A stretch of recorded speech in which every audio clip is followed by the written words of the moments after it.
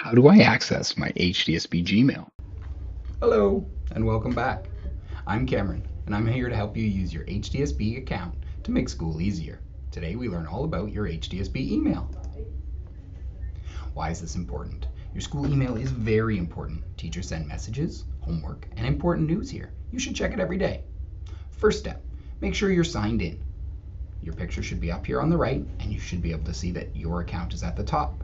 If it's not there, click Add Account. So I'm signed in. Now, go to the waffle.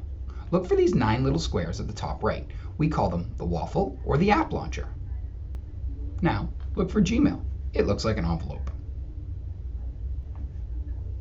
This is your email inbox. You will see new messages here.